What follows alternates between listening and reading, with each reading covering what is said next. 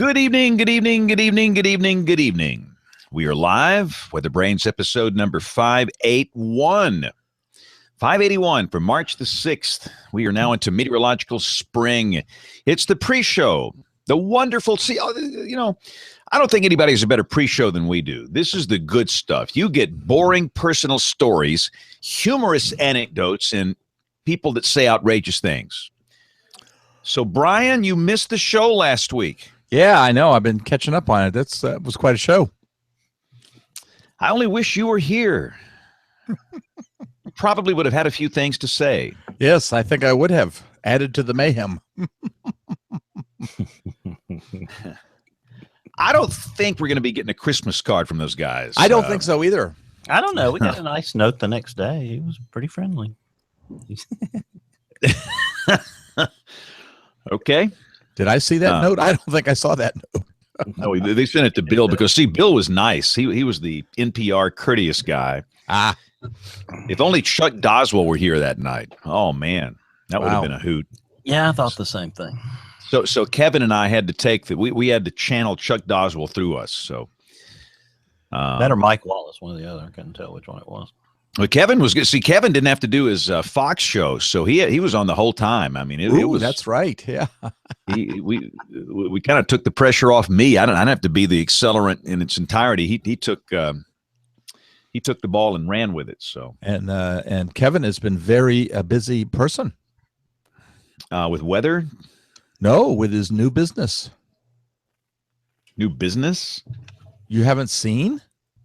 No. Don't you follow him? You got a barbershop? What's he got? No, I think it's Weather and Wood. Weather and Wood? I think that's the name of it. I saw it earlier this week. Weather and Wood do. He makes things out of weather and wood.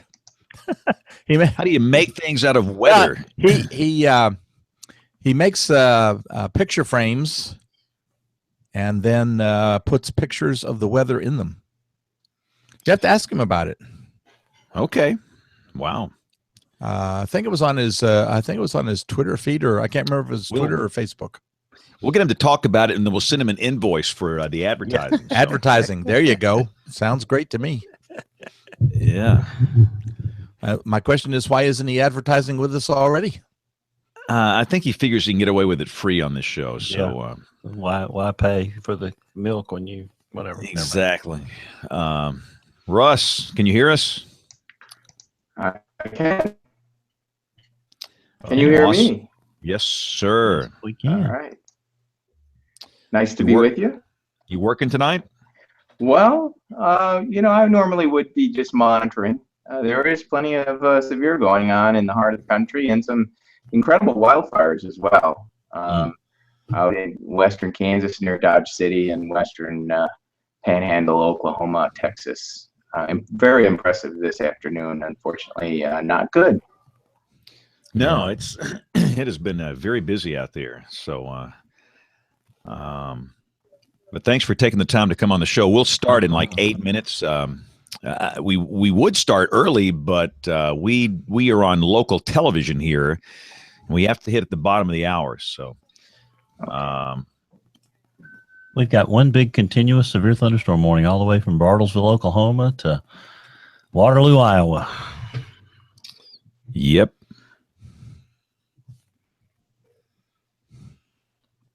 Somebody just sent a note on last week's show. I watched this live and did not enjoy it at all and turned it off.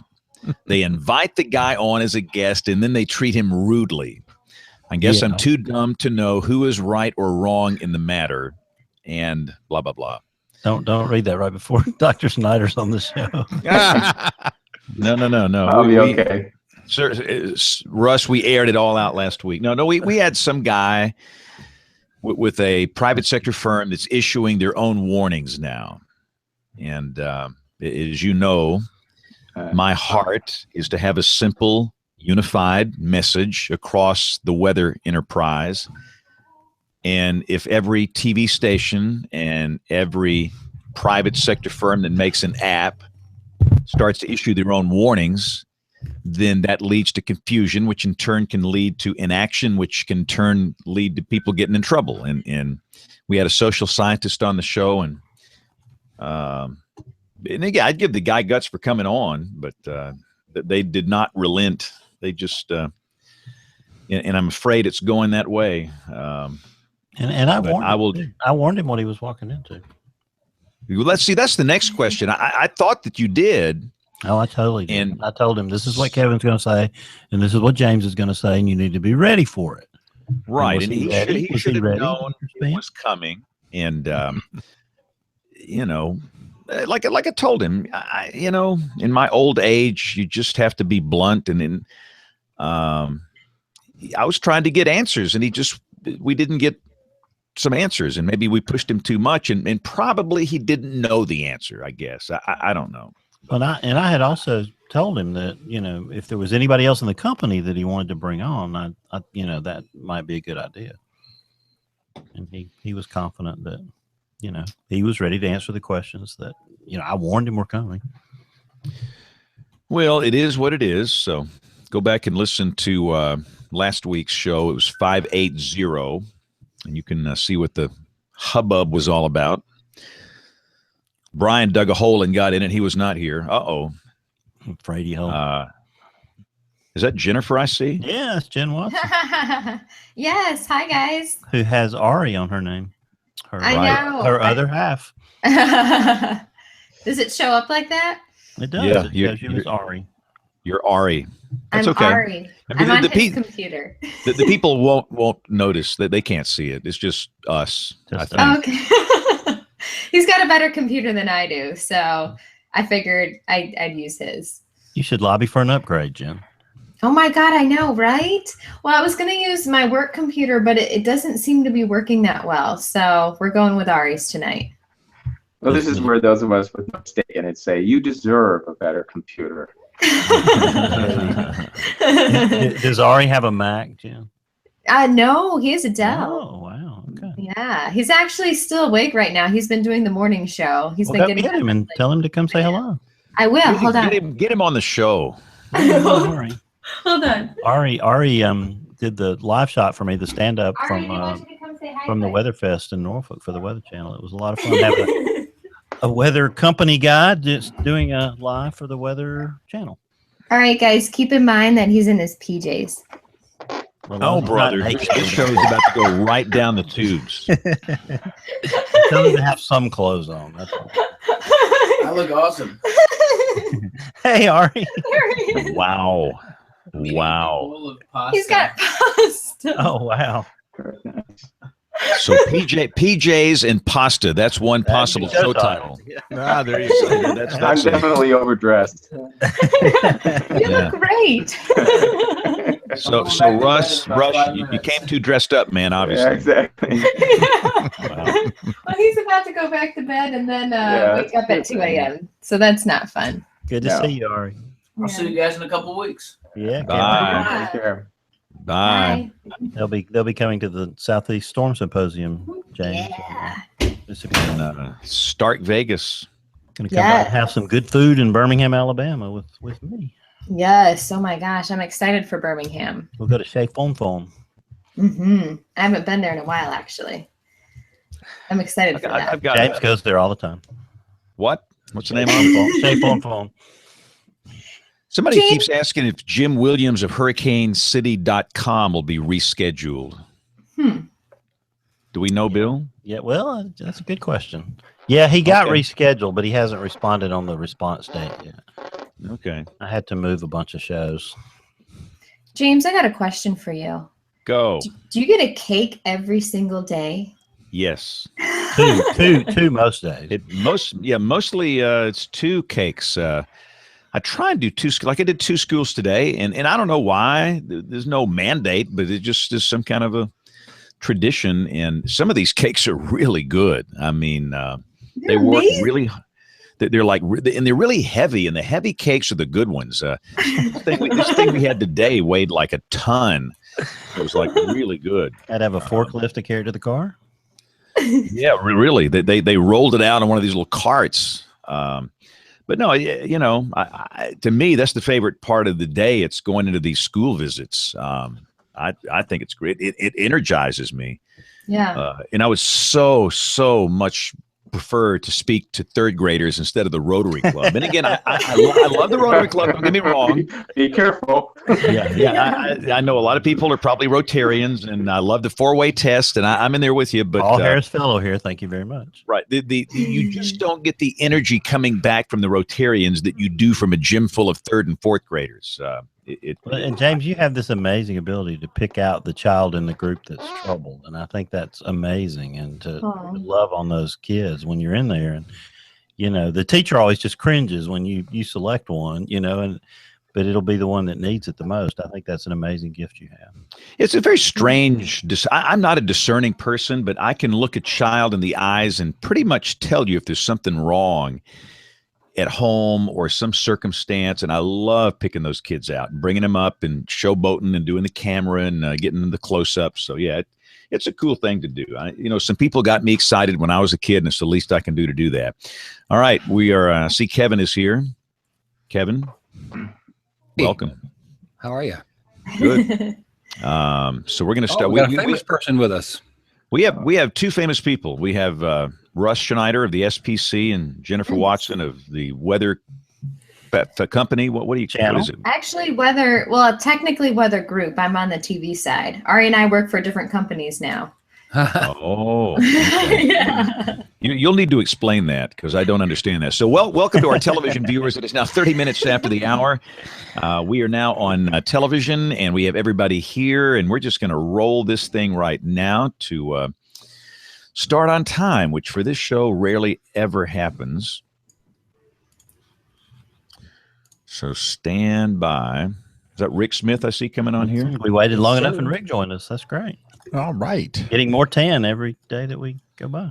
It's these fluorescent lights are doing a number on my delicate skin. So I don't know what it is. But. All right. The wildfires. Here we go in 5, 4, 3, 2, 1. This is WeatherBrains episode number 581 for the 6th of March, 2017. This is James Spann. Thank you so much for taking the time to join us. We sit around this beautifully polished digital mahogany table and talk weather every week, and we have many of our regulars here. One missing is Aubrey. I think she had an IWT meeting or something today at the weather service there, and she decided to take the evening off, and she is spending some time with her husband, so she will be off this week. But look, Rick Smith is back. I am, and I just 62 seconds ago wrapped up a 2-hour storm spotter training webinar. So I'm just in the mode here to keep talking. So and watching storms and watching wildfires. It's kind of a crazy night here. I kept interrupting the webinar to give evacuation warning updates for wildfires and tornado watch updates for thunderstorms. So it's it's what we do, right? Never a dull moment. Wow. Unbelievable. And we're going to talk about that whole situation in just a minute, but it's good to have you back. Rick, you missed the show last week, which was interesting. I've heard a lot about it. Yep. Kevin Selly just got out of hand. Kevin, so what were your thoughts on last week's show after listening to it later, or did you listen to it later?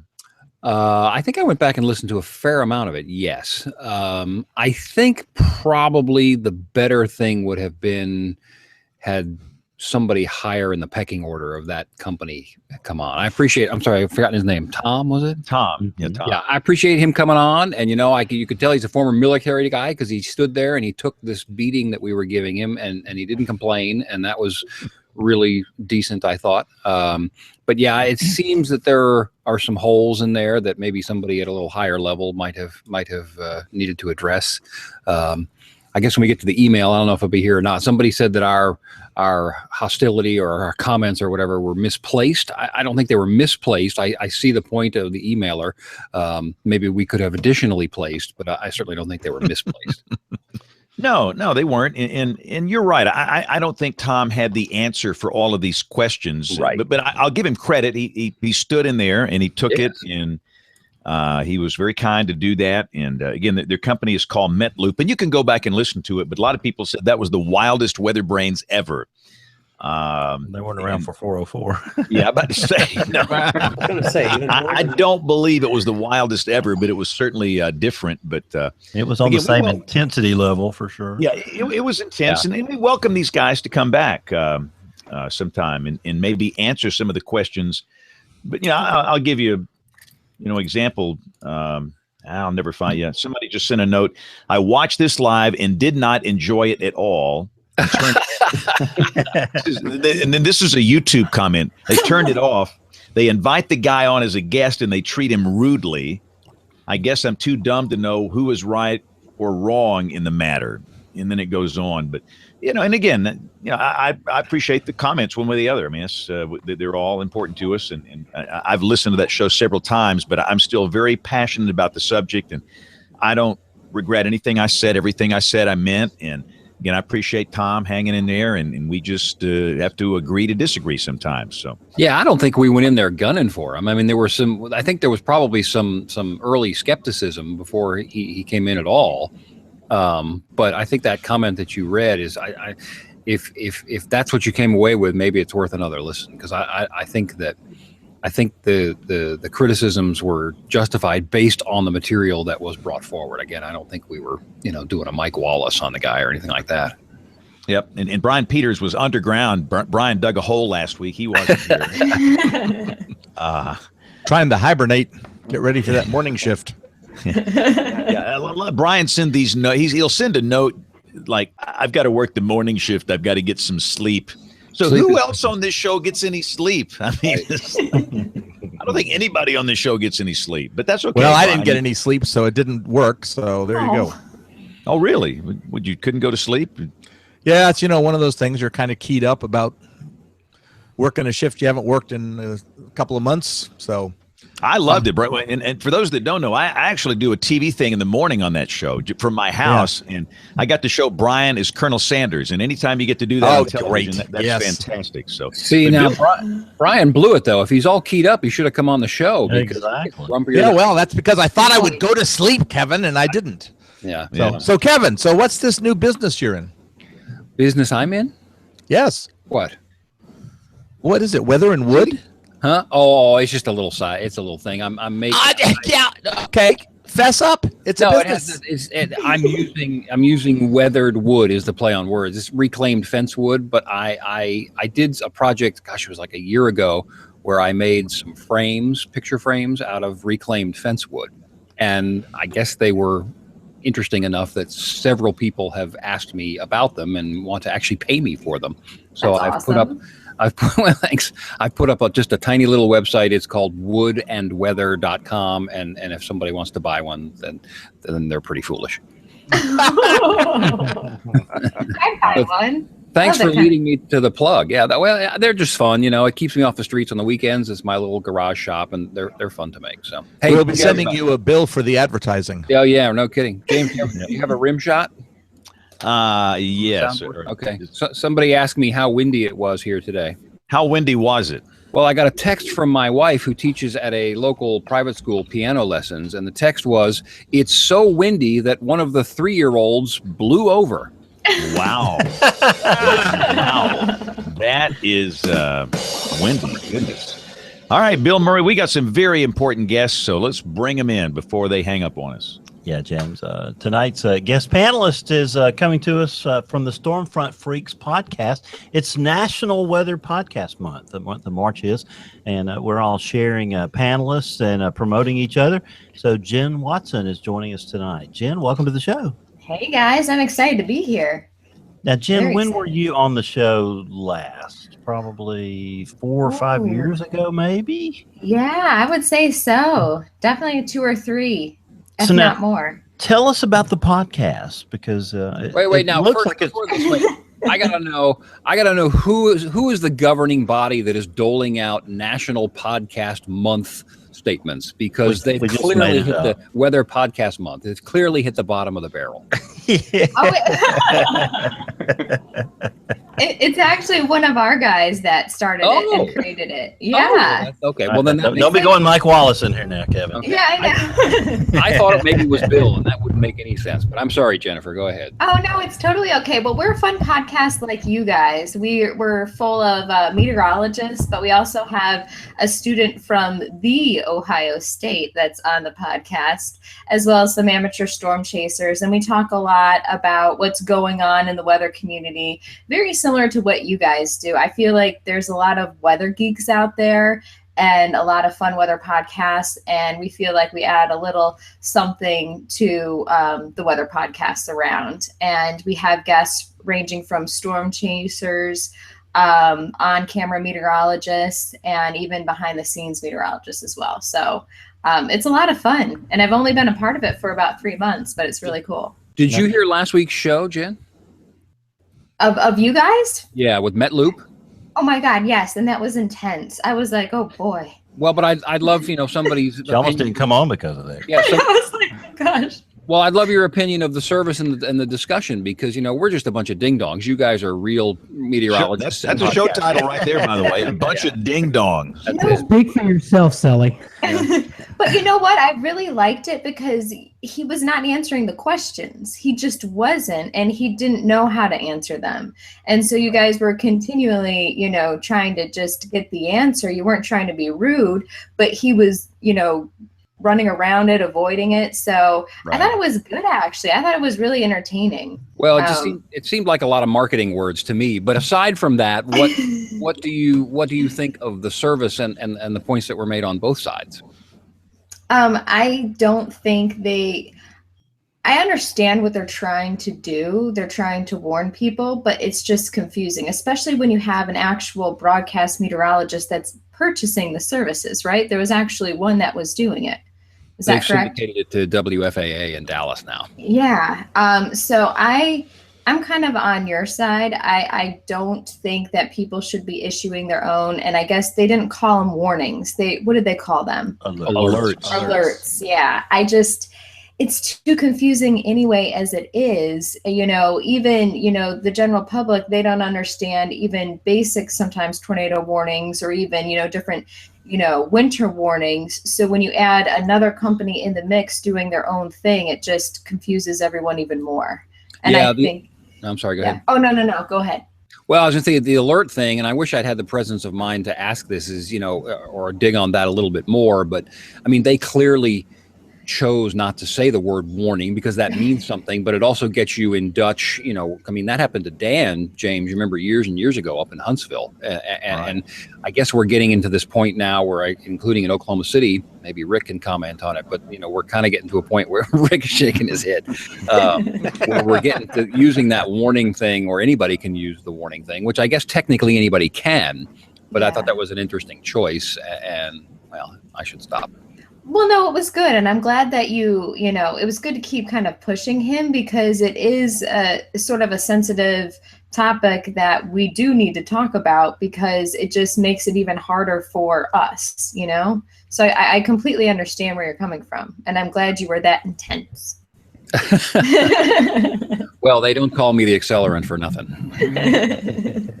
Well, Jen, it's good to have you here tonight. Now, I hear there's alcohol involved in your show. Well, there is, but I can't drink because I'm pregnant. So there we go. There's another show title, ladies and gentlemen. Wait, nobody told me alcohol was an option on this. This is you should have turned that a chance to be a panelist down there, Rick. Hey, you live in Oklahoma, Rick. You're not allowed to have alcohol. So I drink sparkling water. That's what I do on the show. It's fun. That's what we drink too. Yeah. That's what a little. But it's good to have you on tonight, Jen. Thank you. Thank you guys for having me. A little bit longer after the recorded segments and get into some more stuff. But yeah, Dr. Russ Snyder is the director of the SPC, and he's had a long day at the office, and we want him to get home and put on his PJs like Ari. Dr. Snyder, welcome to the show. Thanks. It's great to be here. Well, you're kicking us off as our first blockbuster guest this month. I'm glad that you were able to join us. Thank you for being here. Yeah, no, it's always great. I guess I was on back in 2011. So when I was just starting as SPC director. Yeah, you came along and some big events happened in 2011 because you started in 2010. Is that right? Yeah, August of 2010, I became director. I'd been at SBC since January of '97, and a longtime fan of Storm Prediction Center. Yeah, I came along and the opportunity to become director presented itself, and took over in August of 2010. Then had a historic tornado year in 2011 with numerous tragedies, including in your home area there in Alabama. Some terrible days. But the promise back then was to keep focused on getting better, and I think we've gotten better. But these are tough. These are tough services to. They're tough problems. How to communicate effectively, how to forecast tornadoes well in advance, and get the message to the public so that they take the right actions to protect life and their families and their communities. So what are some of the things you're most proud of on the forecasting side since you got to SPC, since you took over as director, Russ? Oh, I think it's an evolution. I was in management before, so it's not like we took a dramatically different direction at SPC. We've been doing the path of very strong science-based forecast services, partnering with people throughout the community, partnering with emergency management and broadcasters and local offices to get the message out, knowing we can't do it by ourselves. But we focus very strongly on science-based service and try to get better every day.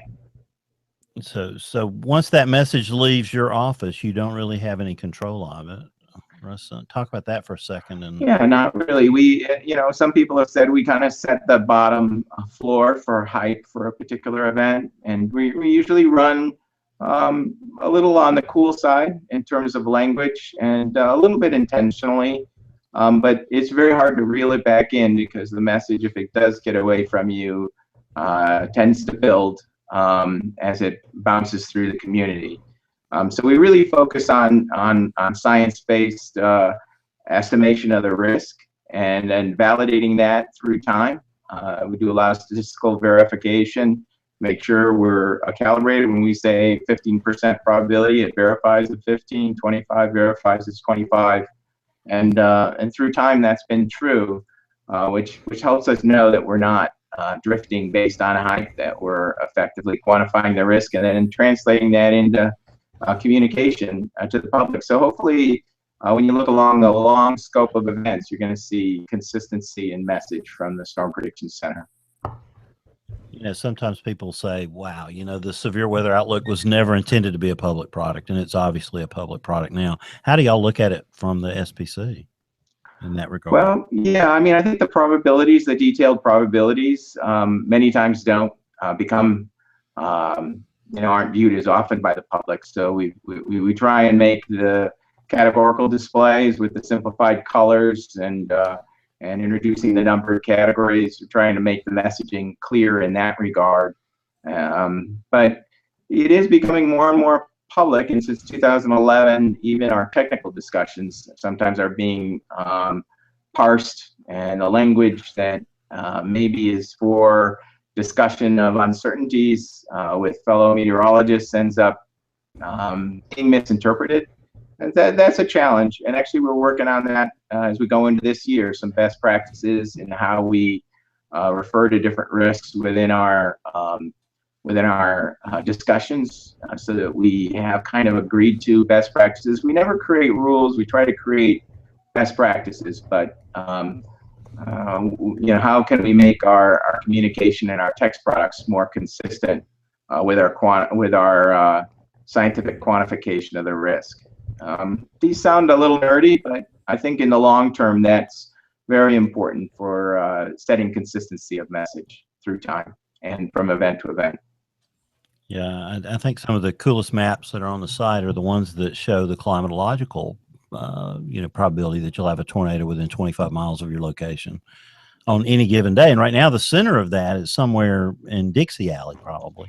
Mississippi, Alabama, in this area, and the probability on any given day that we would have a tornado is like or something like that. I think when you think about the difference in that, or maybe it's 0.04. When you think about that, and the difference between that and a 5% probability, that's what, about 100 times? Yeah. So these are extremely rare events, and the big days are way out there on the limbs of the statistical distribution. So correctly isolating them is important.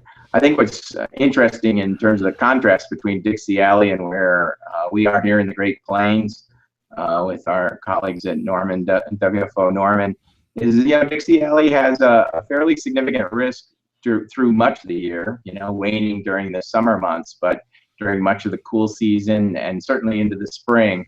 Whereas the Great Plains really peak very intensely in the springtime, particularly in May, late April. It's not that we can't get severe at other times. There's certainly a little rebound in the fall, but Dixie Alley has a higher, an extended period of time with relatively high probabilities, and the traditional tornado alley is kind of peaked more seasonally and diurnally, for that matter. Russ, this is Kevin in Wichita Falls. I'm going to have to go do a show here, but I want to kind of jump off in a different direction, if I may, and I'll listen as I get ready for my show. But with the speed of the internet and social media and what's referred to as the river of news, which is just continuous information flowing by, what are y'all's discussions with regard to more frequently putting out your products or adding to the number of them so we can get more and quicker updates? Yeah, so I mean, we're pretty small. First of all, I'll explain, SPC is just about 34 employees. There's 22 forecasters. We're, a good sized WFO covering the whole country, but we are moving towards more frequent updates, particularly the day of the event. And the idea is to move towards almost hourly updates to the severe weather outlook during the course of a day, where you're going to have better information on exactly when we're expecting the severe weather to approach each area, and then more frequent updates in the extended time. It's been a real challenge. Like a lot of the WFOs, I've listened to some of the shows, and I certainly know we have a lot of vacancies at the moment. So we're at a pretty high vacancy rate heading right into the core of the season. So that makes the challenge. Sorry, my lights go out. Wow. So Just wave your lights. It saves power, but I have to wave my arm every now and then if I sit still. That's for entertainment. Wow. The sensor is right behind the light bank, and so when I sit right here, it can't see me. So it thinks the room's empty. Has President Trump shown up? Receiving power as much as we can. Anyway, that was a long answer. I don't know if that answers your question. I hope it did. It must have, because he left. So but social media, that's another thing we're trying to get more involved in. But it's always stretching your resources, and we know we're folks like Rick are engaged in social media near continuously with their local communities. They have that close relationship. So we're kind of just setting the top level message, both through our traditional products as well as ancillary products. But we intend to up the tempo. That's our effort, but it is challenging. Hey, Russ, I was looking at your Facebook page. You got more than 250,000 people that follow this. That's stunning. I mean, you are basically a mass media agency direct to the public with numbers like that. That's huge. How in the world do your people have time to staff social media and work their shift? Well, we've tried to be smart about it. The one thing you'll notice is a lot of our messaging. In our official product, we create the message in one block, and then we use that in a variety of messaging.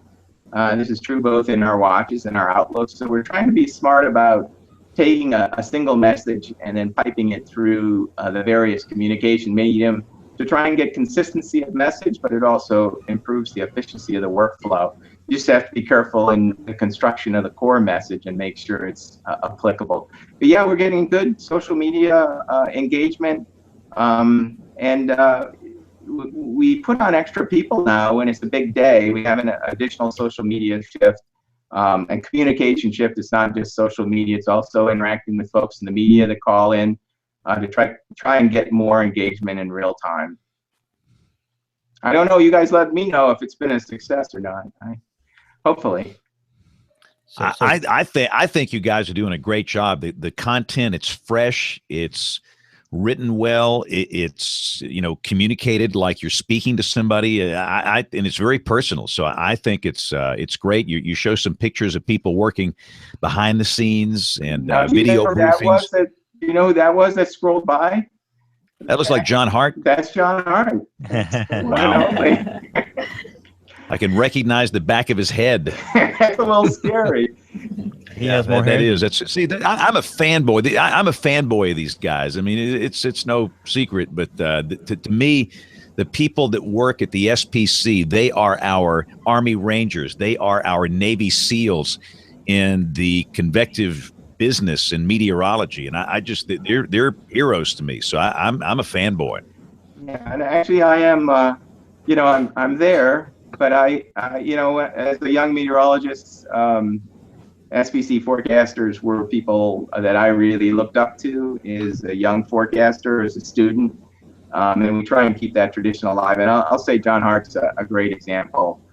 Does a lot of work in addition to his forecasting. A lot of these new tools that you see on our website, both John Hart, Rich Thompson, I could go through a bunch of names, and I'm not going to do it, but they're really dedicated, and I'm very proud to work with them. They're a great group. As are, I'm pivoting, but as are the folks in WFOs and in broadcast media. And it sounds schmaltzy, but I really think that in the end, the way we win is by being a great integrated team across all the different dimensions. We don't reach out to everybody. We're trying to help set the message at some level, scientific level, and folks like Rick and folks in the broadcast media who have that direct engagement with people that are under risk. Emergency managers that are helping get people to safety, as well as react to the events. If we don't all work together effectively, we're not going to have success. And we know from days like 27 April that this is not a game. It's a pretty important business.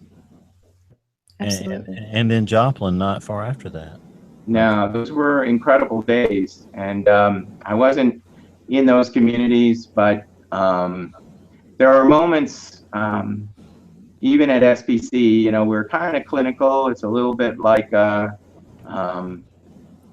have a little bit of distance from it, which allows you to get scientific distance from it that is more difficult in a WFO. I won't say that it doesn't happen, but these moments when the forecast turns into the warning, into a storm, and then you see the either the tornado itself or the outcome, and it's very real. And when it happens in our community, Rick's under fire directly, but the more tornado in SPC in the hallway here, in my office, even with me moving, the lights were flickering.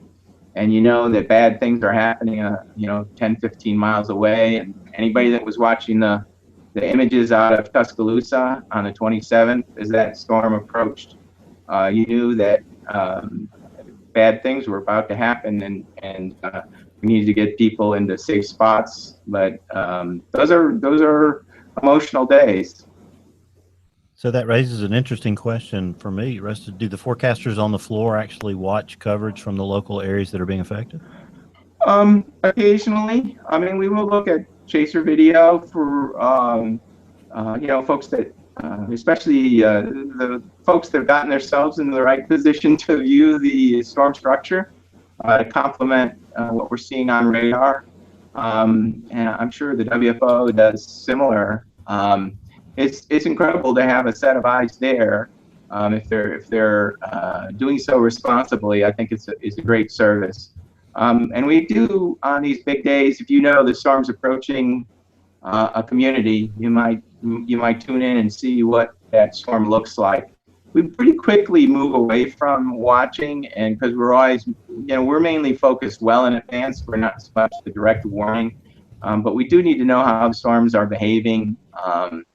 And we need that ground. The ground truth is helpful. So we'll sneak a peek, but we don't have a situational display that is really designed for a lot of media coverage. We're mainly focused on the meteorology in our ops area. So it's quite a bit different from the WFO in that regard, because we're usually looking at least an hour to 2 hours in advance at all times. So what's on the radar right now is what we should have forecast 2-3 hours ago.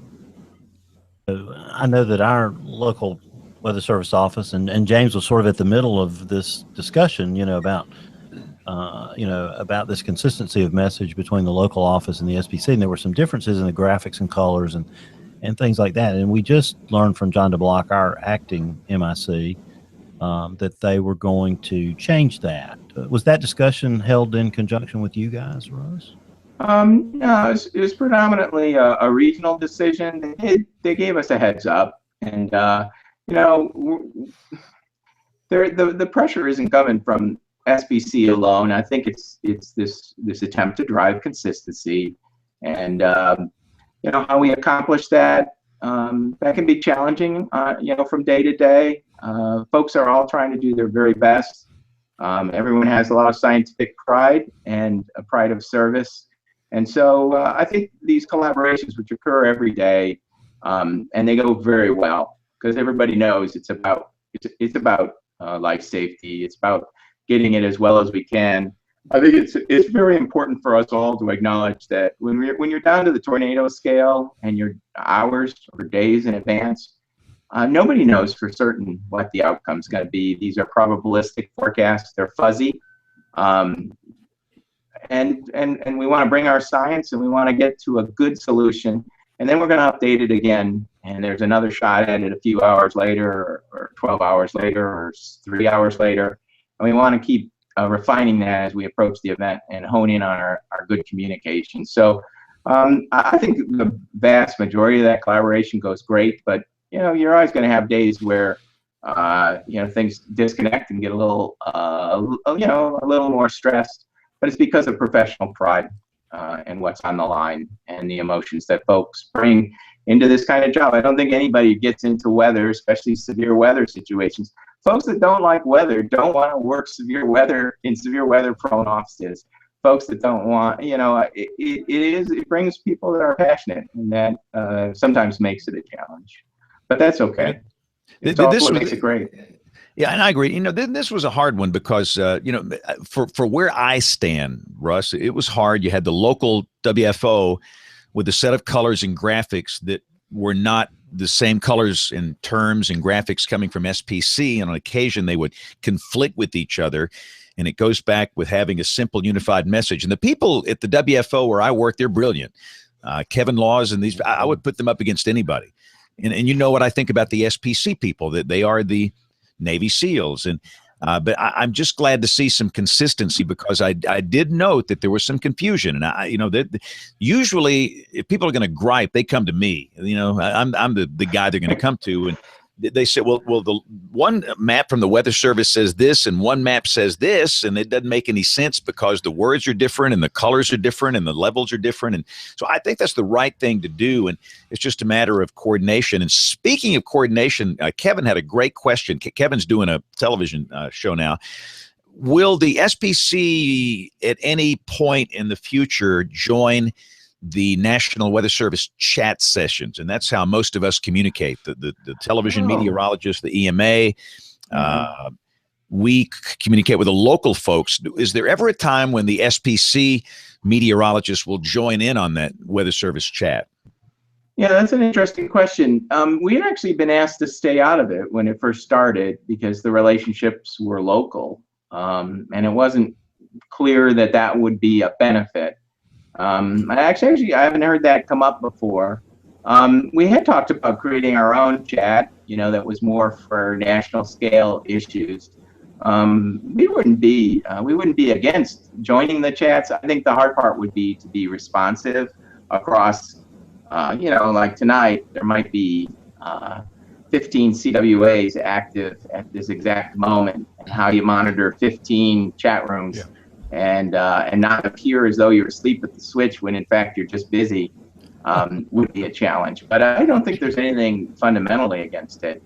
But we do like having that close partnership with the local office, and we've got no problem with the local office sharing what we've been thinking. Certainly they're in touch with their local communities, but if it were a benefit and folks wanted us to do that, we would certainly explore that. There's nothing, we're not trying to hide or anything like that. Well, I say we invite him to the chat. I mean, if nothing else, and I understand the time restrictions, if nothing else, you do get some really good reports from train spotters and emergency managers that way. Yeah, now the one thing we do is we are listening. Okay. I don't know if you realize that. We monitor all the chat rooms for reports and for insights. So we're gathering information from chat. We're just not chatting. Okay, so I hear you. You're monitoring, but you're not saying anything. I got you. Yeah, it's not lurking. We are really just trying to find out what's ground truth. Hey, Russ, as somebody that answers, or our office answers frequent phone calls from people that have our number but don't have your number and want to talk to you, I can only imagine if you were openly in chat and saying, "Hey, talk to us." You're gonna need a bigger boat, I think, if you did that. I think you're right about that. And I might have some more vacancies too once I let it loose.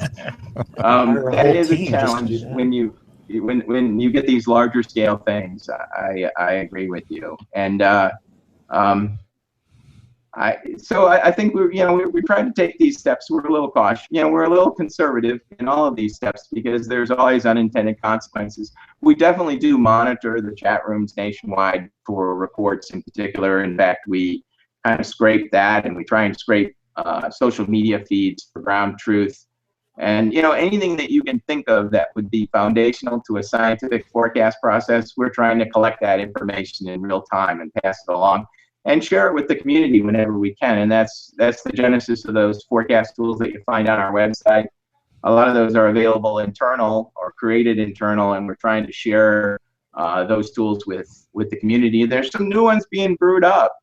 John Hart, when he's not ishfan and watches and whatnot, he's a very creative programmer.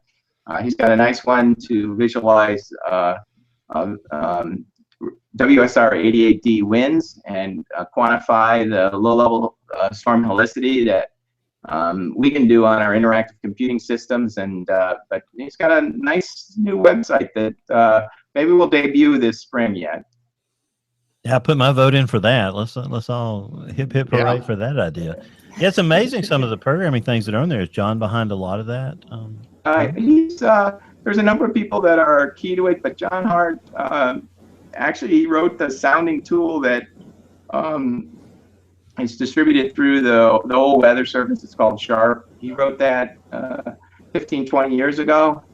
Rich Thompson kind of grows it nowadays. Rich is really into storm environments and diagnosing, developing new measures for the intensity of storm environments. And then they partner with Brian Smith and others on our staff, always with folks in our support branch as well that are doing the foundational stuff. But this is towards being able to use 88D velocity data and the range information combined with environments to estimate the likely intensity of tornadoes based on the combination of the velocity and environment and other information. So got a lot of creative people, but we like to partner both with our WFO colleagues, but also academics from around the community. Someday I'll have to get some of you out here for the hazardous weather test bed. We're all applying right now. We're applying for the one that's coming up. We all send in our applications. Well, okay. But that is it's great. We've had folks from Europe, all around the United States, but the European Center for Medium Range Weather Prediction wanted to bring their high resolution model to our hazardous weather test bed to sit side by side with the scientists, the teams of scientists from around the nation and the globe, and with SBC to evaluate their model. So that's exciting stuff, and the WFO benefits from this rich interaction as well. There's some great ideas.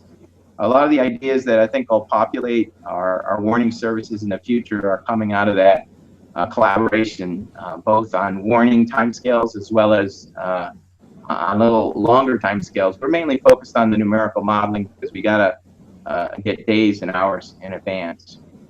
So Russ, could you dog ear one of our applications? You know, if you send it, I'll see what I can do.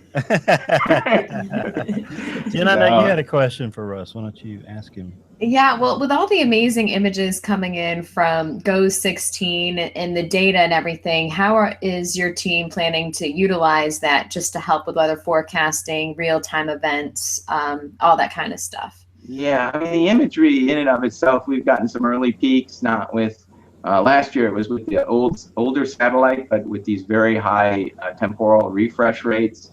It's incredible for convective initiation. Rick might have seen some of the same stuff. It's like watching a movie. You can really tell much more clearly whether the updraft is really rooted into the boundary layer and is sustaining, and that's a really key thing for us, because a lot of times, you know, initiation that gets close, but the storm doesn't really root into the boundary layer and strengthen. You know, that's a non-outbreak, right? That's a non-event. And so being able to sense when initiation is about to occur, watching the evolution, I think that will be spectacular in and of itself.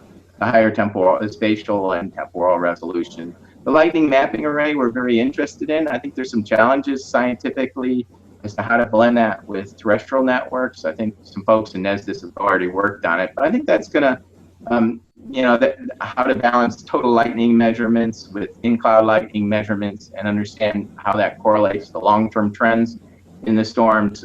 We'll be having to develop some additional tools on that. And then detecting fires, I'm sure Rick could talk about the fire detections today out of the Panhandle. Just incredible real-time detection of hotspots with these fires, which if have any of you seen the animations of this? I mean, they're floating around on social media. Yes. The satellite animations of the hotspots, they're incredible today. Pick of the week spoiler alert, huh, Rick? Yeah. How fast were those fires moving, Rick? Hey, you're muted, Rick. Yell louder. Turn your mute off. Sorry, I'll admit I'm multitasking. I'm texting a nervous EM about severe storms in the metro and all kinds of things here. But no, we saw some of those animations today, and I posted one on Twitter from the office account this afternoon. And I don't know how fast they were moving, but that fire that developed in the Oklahoma Panhandle moved up into southwest Kansas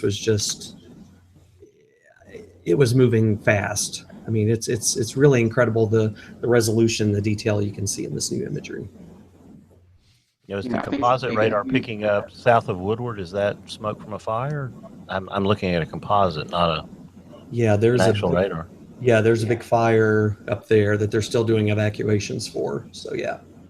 Well, our thoughts and prayers go out for everybody in that. When you see that critical fire danger on that product y'all put out, Russ, you know it's going to be a bad day. Yeah. Or extreme. I think it was extreme today. Extremely critical, yeah.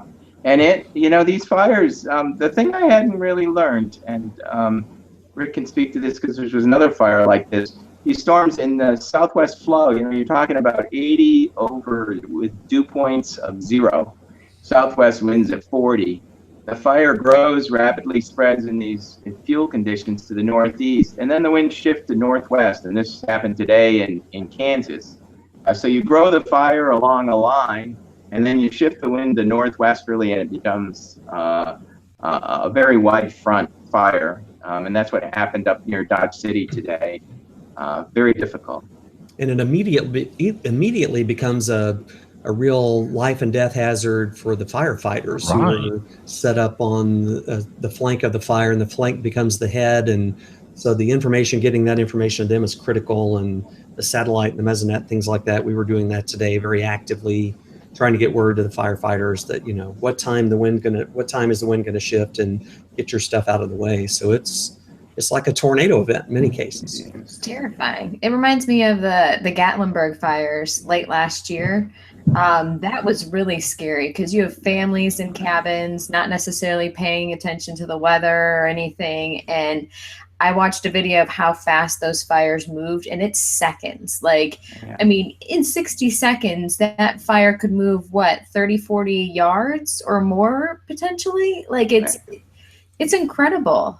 And then they could be spotting downstream. So they're not just moving, they're also propagating by sparks The Gatlinburg fire was an incredible firestorm, not good at all. Very unique setup, very unique situation, very fine scale, extreme wind pattern. But the fire behavior was unbelievable. And so I think this is one of those things where, we're known for severe, but wildfire is it's a scary thing. And certainly in the West, it's their big severe weather season, but the Great Plains and now in the Southeast, when you're dealing with large wildfires, you begin to quickly realize this is very serious. Yeah. Well, we always enjoyed Greg Carbon very much, and when he left, we wondered, who you'd replace him with, and you replaced him with another person we're a big fan of. Right? That's good. Yeah, Patrick's gonna do a great job.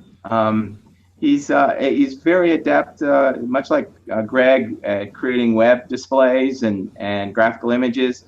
And of course, Patrick was the one that's developed these graphics that we made for all the different CWAs and states and regions that are in the SPC color scheme, so to speak.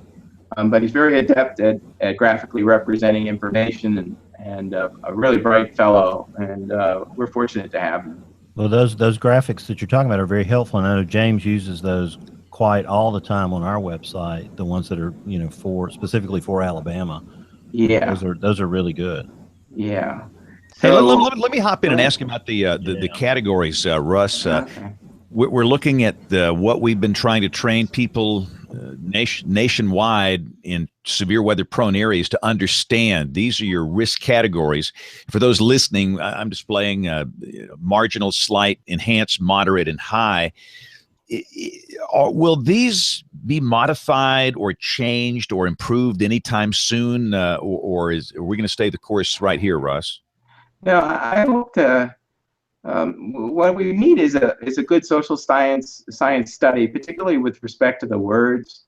The words aren't our favorite. Some of those have been inherited, but they were well known within the emergency management community, and they somewhat constrained our move towards this 5-tier system. The three things that we were really trying to accomplish was to show the range of to demonstrate to the public this range of skill that had always been inherent within our probabilistic outlooks, but wasn't always visible to the public. Certainly, the category 3, which was labeled as enhanced, 3 was always there in the probabilities, but many times people would say, but it's only a slight risk. And actually, we're talking about 10% tornado probability, sometimes 10% with a SIG area. These are localized, very significant events that are actually pretty common along the Gulf Coast in the cool season. And we knew that that category would accompanies a number of major events. But people would say, oh, that was quite an event. It was only in a slight. It was apparent within the probabilities. It just didn't show up to the public. So the big things, though, and I kind of lost my real focus there, was to introduce the numbers, and then to introduce this cool to hot color scheme, and stick with this spectrum of colors, and kind of build the correlation between the risk level and the colors, and the risk level and the numbers.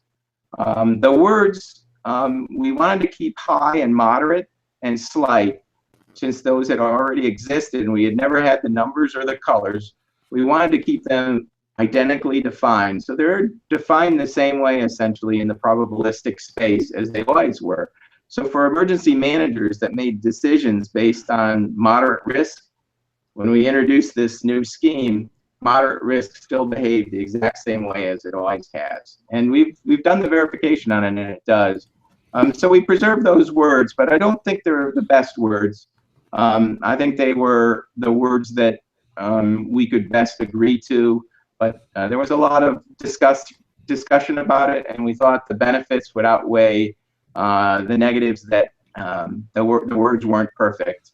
So I don't know if that explains it, but it was a very thoughtful process. We looked for alternative words for each of the categories, but we really wanted this consistency from the way it was into the future so that we didn't confuse the entire nation when we were talking about moderate and high.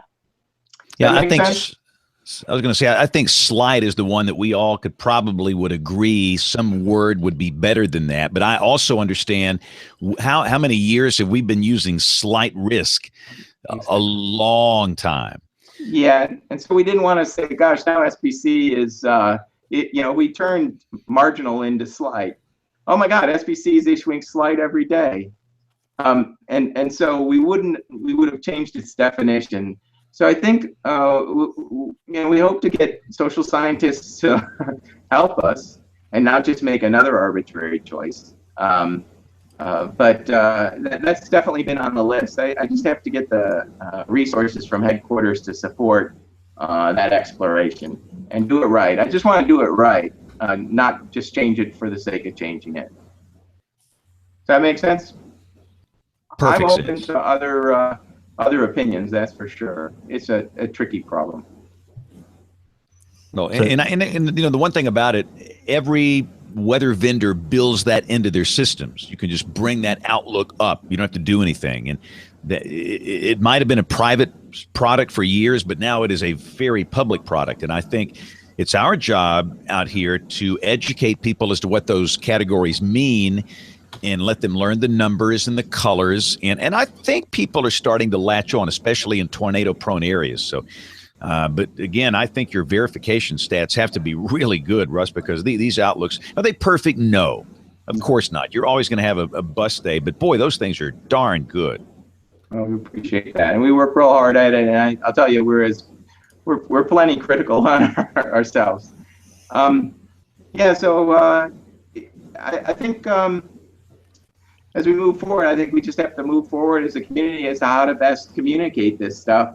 And that idea, the palette, that shows the different risk categories, the one that you showed with kind of the rainbow, that came out of the WFO up in Kansas City, and we worked with them to refine it, and it kind of became a staple. There are some elements to it that are perhaps suboptimal as well that we might want to modify. But these are difficult challenge. I know Nate spent a lot of time on how to best communicate it. I think what's unique is folks like yourself that have the direct interaction with a TV audience have the opportunity to describe the nuance and interact, and the audience is seeing your message not just from the graphic but from your tone, whether you've got your jacket on, and that's effective. That is, they can't tell whether I've taken off this nice jacket here, but they can tell that with you, and they know what that means, and that changes their the way they listen, I'm sure. Now, if it works, it works. And again, like you say, we are all an integrated warning team, and every little bit helps. And again, we just have to come alongside each other and support each other and help each other. And my heart is this simple, unified message. And I'm so worried that everybody's going to go their own way. Every TV station is going to do their own severe weather outlooks, and they're going to do their own thing and warnings and watches. And I hope we get that horse back in the barn. And we're not going to go down that path tonight because we talked about it last week. But whatever, we have to work toward that goal. And that's part of the frustration we kind of aired out on this show last week. So. Yeah, I think this is an interesting question about consistency, and maybe I'm talking too much, but the issue is, we've had these gross inconsistencies across the organization and across the weather enterprise, and I actually think we've made a lot of progress in unifying, in our color schemes and adapting some of the same communication vehicles. We will probably have to have ways in which people can communicate their unique perspectives effectively without creating these gross inconsistencies. If we try and constrain it too much, then in the end, you'll get this rebellion phase. So how do you let people show who they are while at the same time maintaining the essence of the consistent message across the enterprise? I think is an interesting challenge that awaits us. Now Kevin's afraid that you're going to start a proprietary jacket index now. Oh yeah, that's right. Is there any risk to that, Russ, happening? No, but I did watch. I did watch James's coverage on 27 April for a spell. That was the first time I ever saw you on air. To be honest with you, I believe I checked in that afternoon as the storms were approaching, and of course it wasn't a good day. But I've watched it a number of times for other events subsequent, so I know some of your habits. Good ones. He's a meme in the state of Alabama for sure. Yeah, that's a good thing. And Kevin wanted to know, now that you add the number of people affected to a lot of your graphics, has that been a double-edged sword? He knows Al Roker likes that. Yeah. Well, when we first did that, FEMA loved it. And then they realized that it really wasn't very representative of the magnitude of the risk. And actually, the media loved it. So there's 50 million people under risk. And of course, so it has kind of its own momentum. But we're actually Patrick is leading an effort to do very sophisticated statistical post-processing of our probabilistic outlooks combined with detailed demographics and population distributions within these to illustrate what the likely impact is and what the range of potential impacts are, probability of major impacts, to help communicate with national FEMA and potentially regional FEMA as well. The idea is to create these quantitative impact measures and share them, statistical measures, share them with WFOs and share them with the regional operations centers and anyone that's briefing emergency management, so that we kind of create a quantitative layer, a science-based layer of what the likely impacts, the range of impacts would be. And I would have to say that lasso of how many people are in the polygon is a fairly crude start in that direction, very crude. But people love it. And I know why. 50 million sounds impressive, doesn't it? It really does. So the SREF, I know, is something that's really important. How are y'all using that, and how has that become more important to your operation? Well, now the SREF we've been using for a long time. That's the coarser resolution one, and we actually helped develop it. My roots are back in numerical modeling. I was when I finished my PhD, I went and worked at the modeling center out in Washington, and then when I came out here, it was just about 3 years later. But we've been working towards integrating ensembles and probabilistic forecasting into our forecast process for a long time. So we started with the SREF back in 2001, and the tools were developed in the HWT and on display nationwide by 2002. We're now using these convective allowing scales, which we label as a storm scale ensemble of opportunity. And really, that's not a design of an ensemble so much as we wanted something approximating a storm scale ensemble that was available every day all year long, so that we could get used to it in operations while we developed a more sophisticated ensemble within the Weather Service and had that computing resource. So in the HWT, we've been on the ground floor helping to create the HRR, the high-res rapid refresh. We've interacted with Stan Benjamin's group since 1998, 1999. Every year, 4 or 5 of their scientists come down. We have very rigorous communications with them. So we're always trying to partner with folks in the research community to build the next set of tools and be ready to use them once they become operational. So we're looking forward to the first storm scale ensembles. Right now, the storm scale ensemble of opportunity is going to become essentially operationally run within the Weather Service supercomputers by around August of this year, late in this fiscal year. But what's unique about it, and it was actually chosen by numerical modelers from around the country, including those at NCAR and here at NSSL, is that by having 5 different numerical models, the behavior of this very small membership, which is only 5, 6, I think it's 6 members, you have a lot of spread, and diverse behavior of the diverse realistic behavior in the ensemble. And that's very difficult to create with a single dynamic core, as they would describe it, and more rigorous perturbation strategies. And so they really used the storm scale ensemble of opportunity as a benchmark that the first formally created storm scale ensemble is going to have to beat.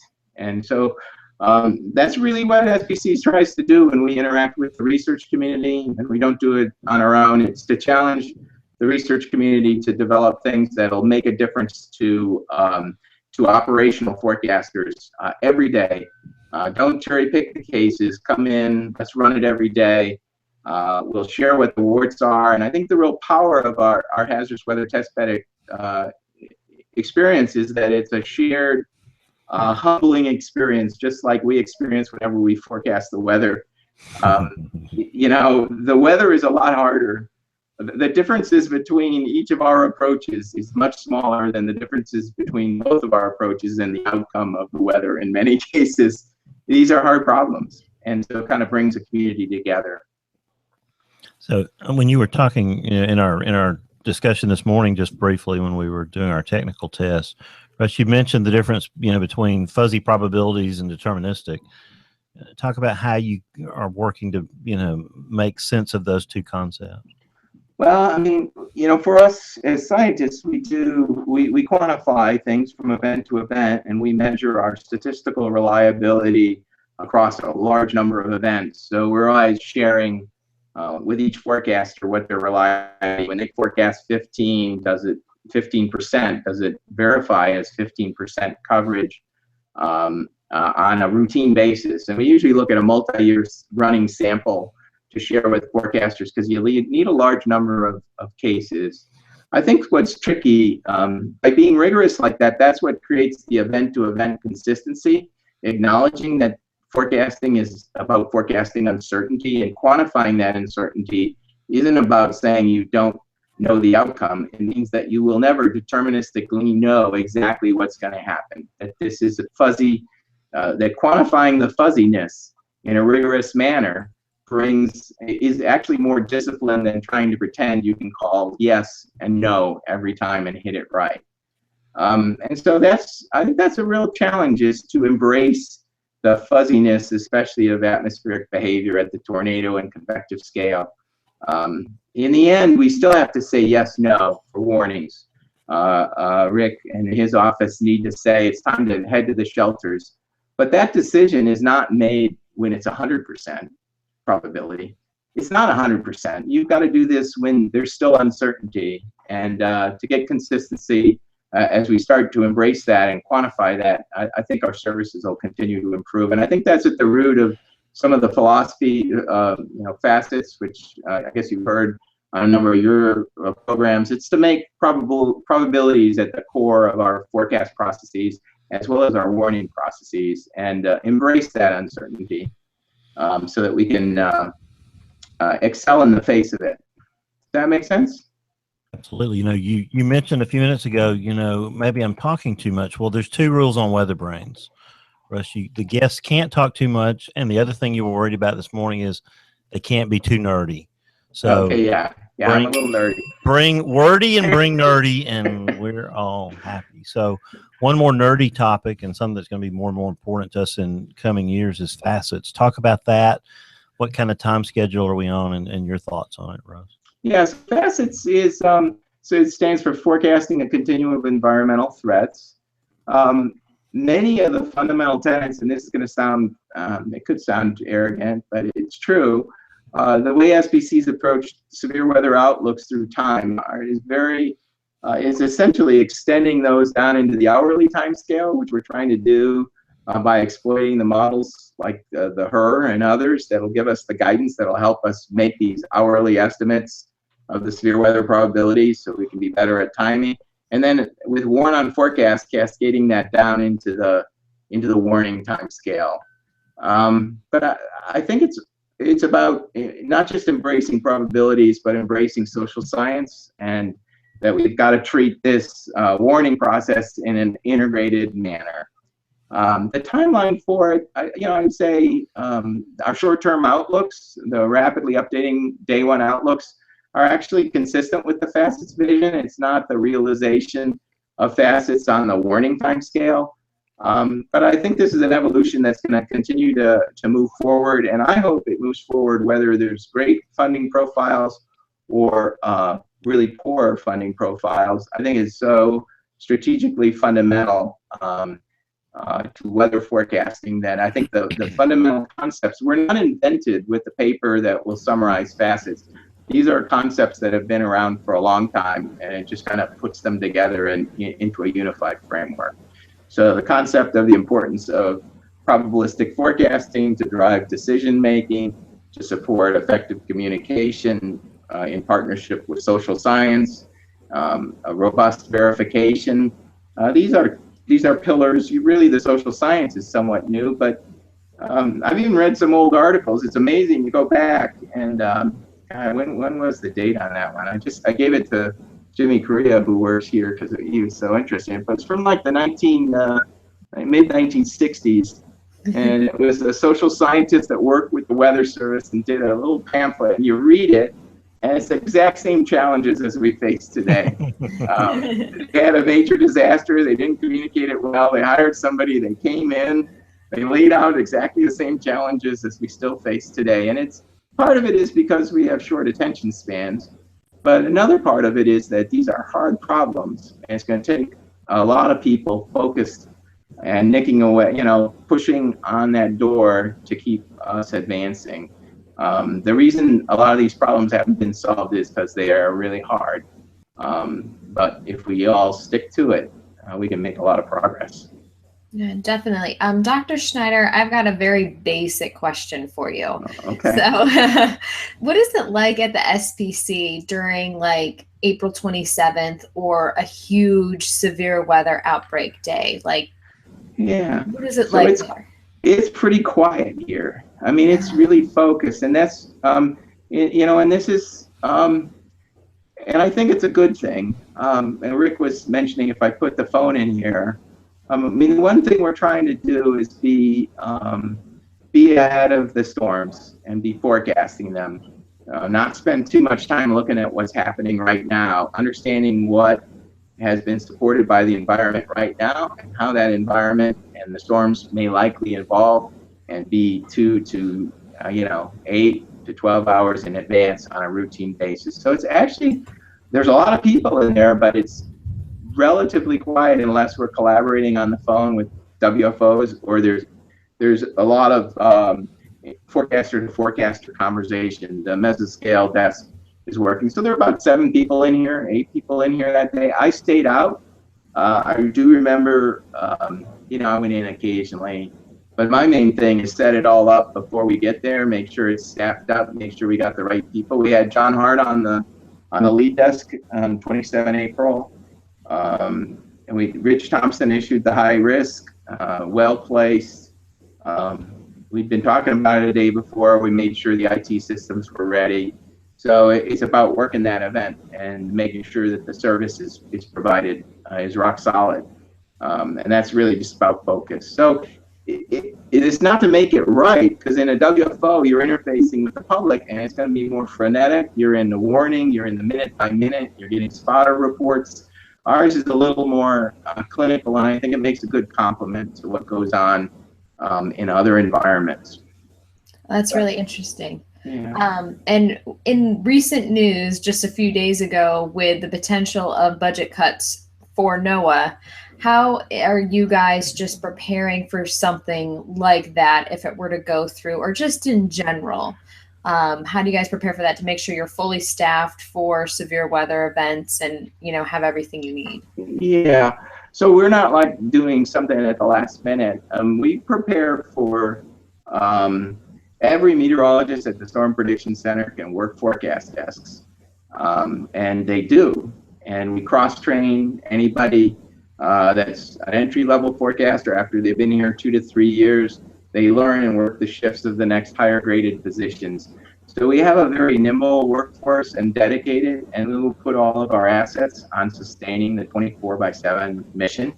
That doesn't mean We aren't hurt by those things, but we will put developmental efforts on the side and focus on operations. But we like our developmental scientists, PhDs.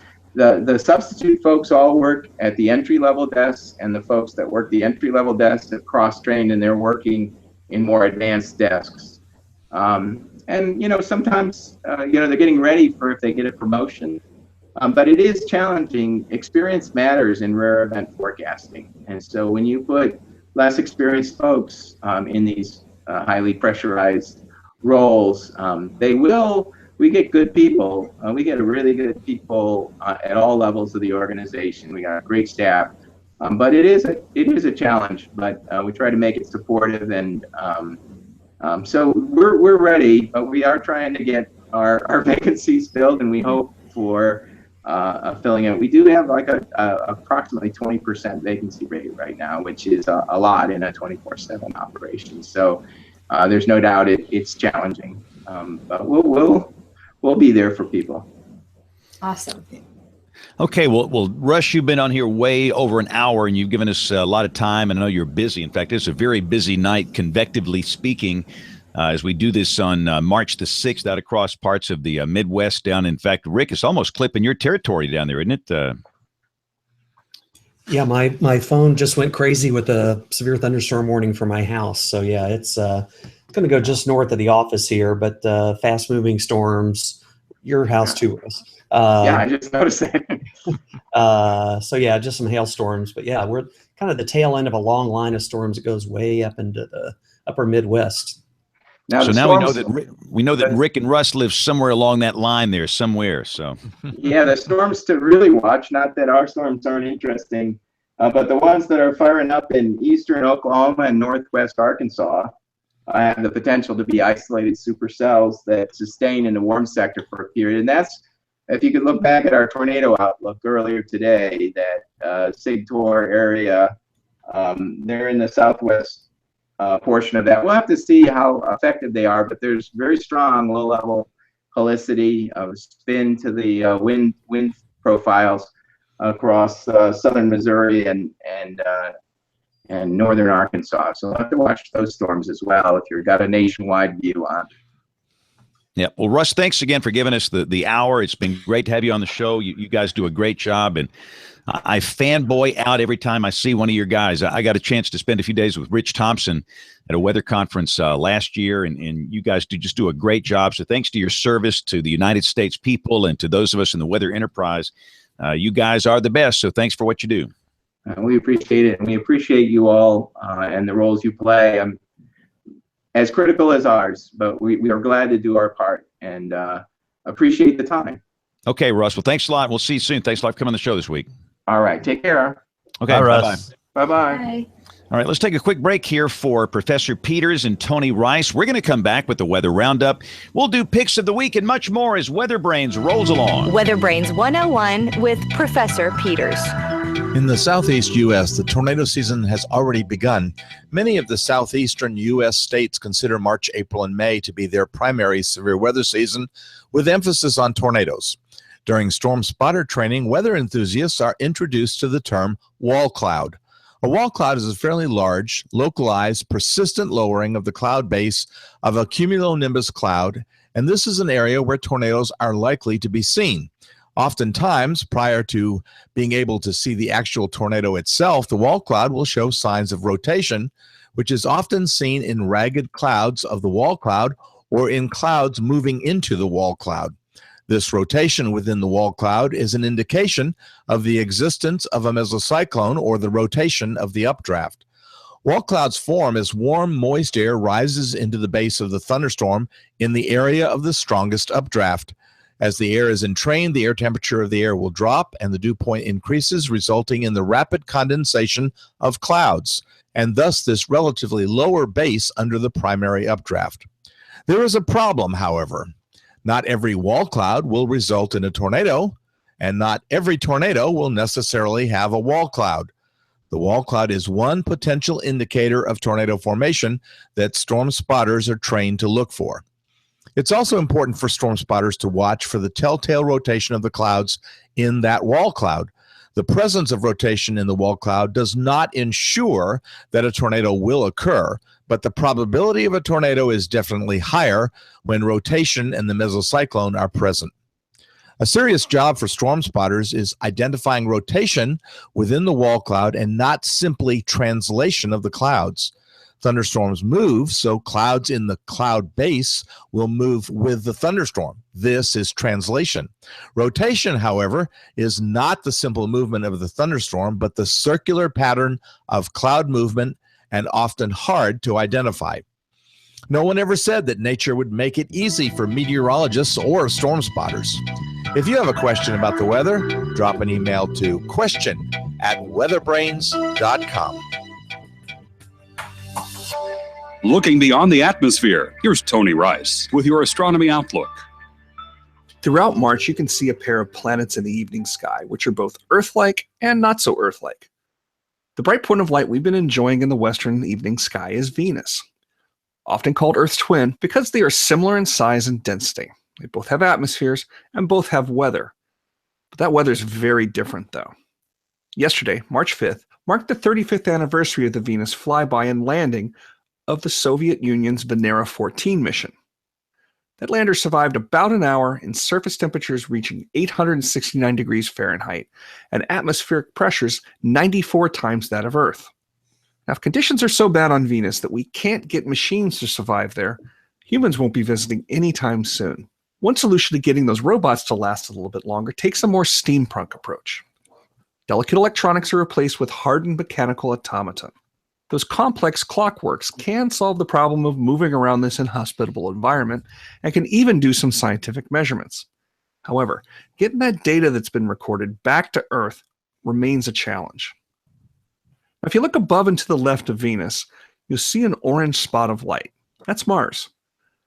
While Mars is about half the size of Earth, it's still arguably more Earth's twin, at least from a survivability standpoint.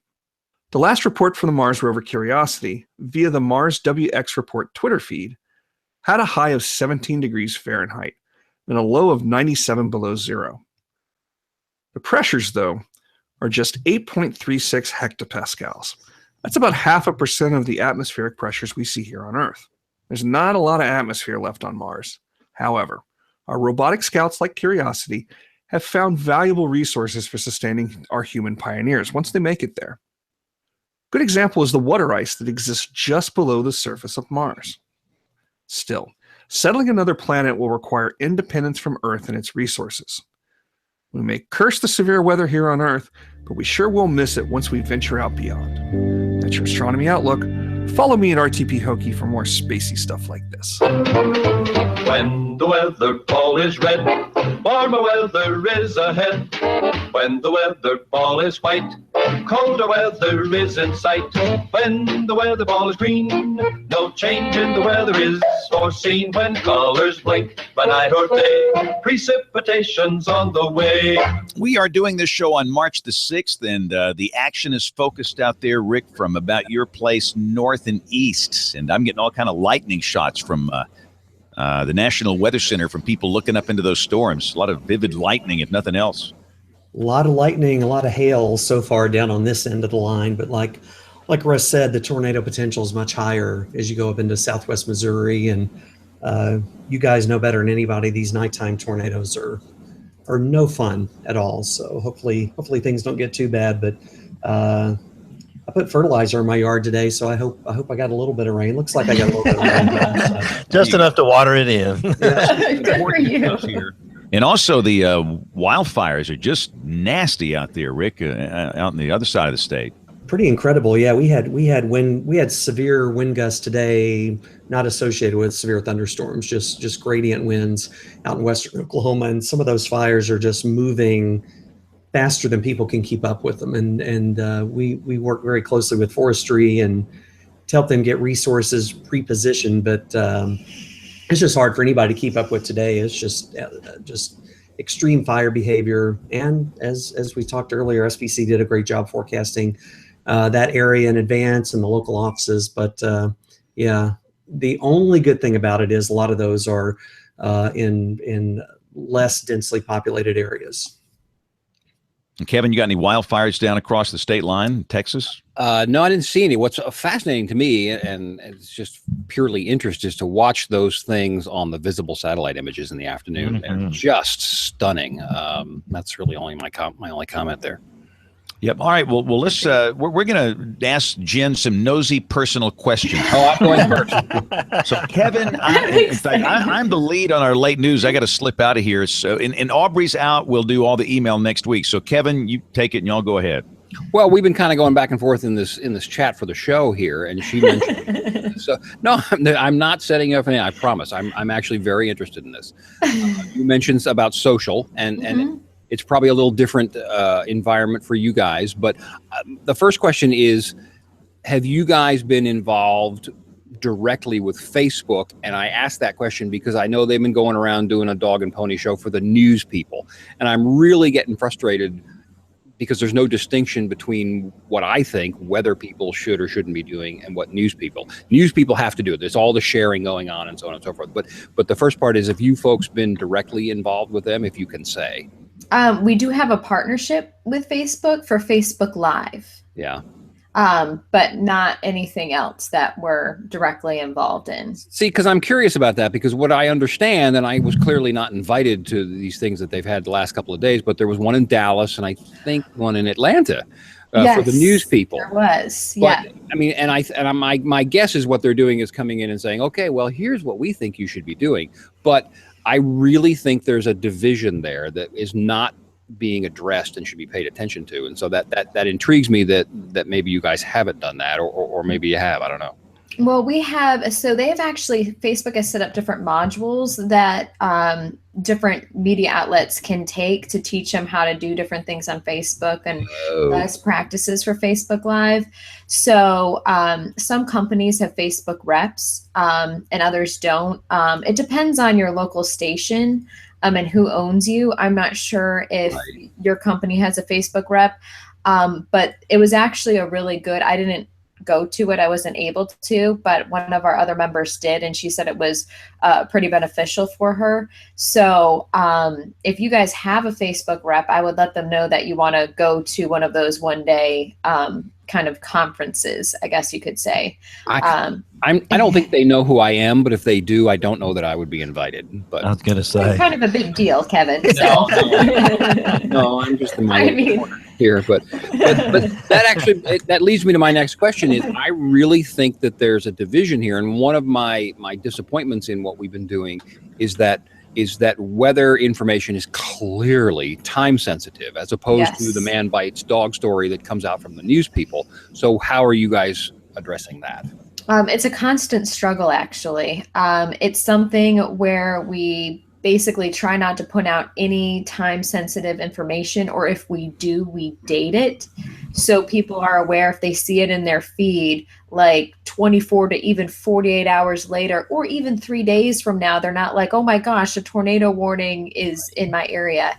And it's one of the things that, like, I love Facebook, but I do struggle with that. I wish there was a way in their algorithm for them to work in anything weather related gets, ahead on the feed, or it wasn't just subject to how many people have viewed it. And so that's going to appear in your feed first, or your friends, or what you like. So we rely on Twitter for a lot of our more timely information and tornado warnings and everything. But we do Facebook Lives, kind of a forecast if there's active severe weather or anything else. And even from the field, we'll have our on-camera meteorologists do Facebook Lives. But that's one of the things with Facebook is we have to be very careful with that. Or we can do it days in advance, but it's hard to do something on the fly. So I'll argue a previous point. I'm not a big deal. I'm just a big mouth. But would you say, could you give it as a percentage? I mean, I guess maybe you guys are doing more personality stuff. Is it 80-20 as opposed to, actual real, not, you've already said you're not doing real time stuff, but I just try to look at it. Let's be social. I mean, I have, because all of us got into Facebook because of James, and we opened up the doors, and all the wonderful WeatherBrains listeners came in first, and then there are people in my market that come in, and you hit that 5,000 cap, and I will do that and manage it, but there's really very little weather information there. It's more personal and personality type stuff. Yeah. Now, are you talking about my personal page or the actual Weather Channel? Well, I'd actually like to hear both, yeah, because I know a lot of people, and you're certainly much younger than I am, but other people were much smarter because James pushed us all in, and so our our private profiles became public. What do you do? Well, I used to keep it separate. So I was an on-camera meteorologist in Tupelo, Mississippi and Huntsville, Alabama. Right. And so Jennifer Watson isn't my legal name. I have a completely different name. Oh. I'm just kidding. Running from the law? Yeah, I am. And I don't mind saying it now. So my actual legal name is Jennifer Ost. So I actually do keep them separate. I have 2 separate Facebook pages. So sometimes my friends are like, wait a minute, what? But what you need, Kevin, is a public figure page, so you don't have that cap. No, I did. Yeah, Oh, okay. I did for a while, and because of, I mean, there are several reasons, but largely when I came here, and it's been about 2.5 years ago, it just, and this is a tiny little market. It just became, the time and motion wasn't worth it, especially with the algorithm. If they're clearing 2 to 3% of a couple of hundred people, it just didn't make any sense. No, and I completely understand that, and it's amazing the stats like that because that's true. I mean, it is about 2% or so. So I completely understand that. At the Weather Channel, we do a lot of. I'm in charge of a lot of like the meteorology since I'm one of the meteorologists on the social team. So we do have some people that do social that aren't meteorologists, but they have checks and balances with the actual meteorologists, so what they're putting out is accurate. So I'm in charge of a lot of that, and especially the Facebook Live video that we do. Can you talk? I'm shifting a little bit, but can you talk? You know, every couple of days or whatever, I'm getting a "Good morning, Kevin. The forecast is sunny" or something in my feed, and that's growing. They're giving more and more information. Is that? Are you involved in that, or is that some other department? Or I'm actually not. That's another section that's involved in doing that. But how do you like that, Kevin? Well, I guess I can't not like it from a competitive standpoint. Yeah. The thing that I would really like to get to, and I actually tried, who was the guy, Dave, the TV guy over there that came on the show? I can't, forgotten his last name, that runs the TV side. David Clark? Yes, David Clark, I'm sorry. Yeah. I tried to engage him a little bit on this, but what I would like to see is for all of us to get to sort of what I'm referring to as a level playing field, where the distribution platform, whatever it is something that everybody has access to. Mm-hmm. And then at that point, it just ends up being the guy who works the hardest or the best who ends up winning. Yeah. And I just can't see that happening at Facebook because of 2 reasons. The algorithm's going to filter stuff, which we all know about. But the other thing that we've mentioned a couple of times, and I learned this talking to somebody from Google, is they can't come down and accommodate us, whether we think, we're the most important or not, because they can't fork it for us because then they have to do it for everybody else. Yeah. And so I just don't see any way to win here on this. And I wish we hadn't defaulted and moved into this without keeping up on our own. I think we ceded responsibility for a lot of things back in the early days, and now some people are trying to say, "Oh, let's see if we can pull it back," and I just don't know if we can. I'm going into a rant here, and I also got to go to TV. No, I completely understand. It's hard, and it's a difficult thing. All of social is a difficult thing, and I completely understand where you're coming from. It's something that I remember when I was in college in like 2007, and they started saying you're going to have to do social and do all this stuff once you graduate and everything. And it was just like, it's turned into, it's part of your job. It's what you do. Yeah. But I understand where you're coming from. I totally get that. And unfortunately, I think this could be another show, Bill. Jen, I appreciate this. I come back. Yeah. Let's do this as an actual show. I got to go do TV stuff, but thanks so much for coming. Yeah, no problem. Nice talking to you, Kevin. You too. So Jen, tell us what you do day in, day out. You intimated to it a little bit there, but go into more detail. So I am a meteorologist, but a social media specialist at the Weather Channel, and I do a variety of things. I help manage the Weather Channel social feeds, and I also do their sub brands as well. We have AMHQ. We also have Local Now and We Love Weather, which is our kind of fan website. So I help produce content for that, post content for that. And then we also have a big Facebook Live push. That's something that we've been really starting ever since last January, over a year ago. We started doing Facebook Lives. And why we do Facebook Live, it's a fun way to interact with the audience live. They can actually ask you questions, because when you do a Facebook post or a tweet or something like that, it's, you know, you don't get that instant interaction, but Facebook Live allows you to do that. And Periscope, also with Twitter, we do Periscope too, allows you to do that too. So it's a neat way to interact with your super fans and, you know, give them some exclusive content as well as help answer weather questions. But I also help out. I'm technically a part of the marketing team on the TV side. So I also help out with different marketing initiatives and the social push for those as well. Well, put in a good word for us for our Weather Fest at the National Weather Association meeting in September in Anaheim. Yes. Because we really need the Weather Channel involved. Oh my gosh. We would love to be. Brainstorm who to come make a presentation to, because this year's is going to be 10 times bigger than the one that was in Norfolk last year, which was a huge success by itself. Yes, yes. The only thing we're working on now is to get Brian Peters to make an appearance. Brian? Yes. Sir. You have made your travel plans, right? Not yet. Okay, I'm still working on you. All right. You need to make them. Jenna, we got to know each other because of Johnny Parker. Talk about that amazing young man for just a moment, and how you got to know him. Johnny Parker is an incredible man. He's brilliant. So I was in Tupelo, Mississippi during April 27th. And so we covered, and James Spann knows well too much about this, but we covered, I would say, 3 F5 tornadoes, EF5 tornadoes hit our area, because we technically covered a little bit outside our DMA. And one went through Smithville, Mississippi, which was where Johnny Parker and his family lived. And it was, the next day was his birthday. And the thing is, his family, they have such an amazing story where they all were that day as well, but they managed to all survive. And the day after the tornado, like they lost basically everything. And he had, I believe it was a Weather Channel shirt, and he loves Jim Cantori. He loves the weather.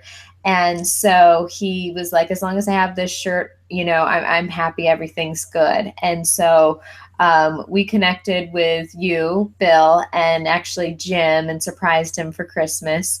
But Johnny is amazing. He went to Mississippi State and got his full degree. And he is an active, even before he went to college, he had a whole text messaging program laid out where he would send out forecasts, local forecasts for anybody who wanted to and sign up, and even with emails as well. And he's brilliant at what he does, and now he's graduated and looking for a job, and hopefully he can find something on the research side or behind the scenes as like a social person, digital media, something like that, because he's smart, he knows what he's doing, and he's amazing if you ever meet him. So. Yeah, he's a great young man and an amazing story for sure. But yeah, looking forward to being on your show in a few weeks. Yes, that's going to be exciting. So I'm going to get Rick Smith or Brian here to give me a good local craft beer that has a weather tie to it. Brian, that's your challenge. So I can at least show up that night and make sure I make a good appearance. Yes. So when do y'all record, Jen? What nights of the week? How often? Who are the other panelists, et cetera, et cetera? So we're every other Thursday. So, and we record right at 9:00. And then the podcast, you can watch us live, kind of like how with you guys. And then the podcast becomes available the following Monday. So we record Thursday night and then it's available on Monday. And so we have there's actually 7 of us. So, you've got, I would say 3 former on-camera meteorologists, including me, and also Kim Cunningham from the Weather Channel. And now Kim is doing freelance and some other amazing work. And I'm there doing social media. We actually have a pair of brothers that are amateur storm chasers and weather enthusiasts and know a lot about weather.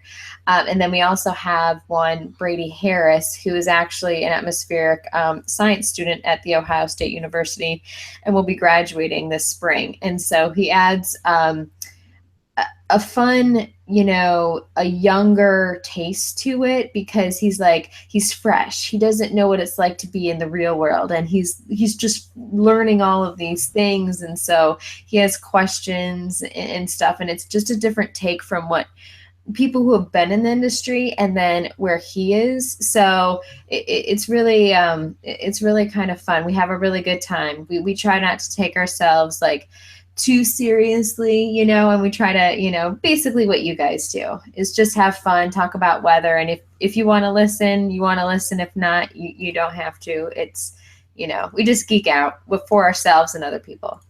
Well, that's outstanding. Looking forward to being part of that. Thank you for being on our show tonight. So it's that time of the show where we do picks of the week. I know, Jen, you probably knew that. I didn't warn you, but I'm sure you have a pick of the week you can share with us. Oh, my God. I didn't know about it. Oh, my goodness. I let you down. I know. I'm so sorry, but I can try and come up with one quick while you guys. There you go. Well, I'll go on the other side of the room and ask Brian Peters, what's your pick of the week? Yes. I ran across an interesting article. There's something called I think it's called The Great Big Planet, and it has some interesting stories about planet Earth. And I found one of the interesting stories about a lady, I believe it's in England, who makes wearable weather clothing, and she does this by exposing material to rain and creating patterns. And it's just found it to be very interesting, and it does have a little bit of a weather tilt to it. Well, that sounds outstanding. Now, Brian, I need to know, full disclosure here, is this a new company that you're No.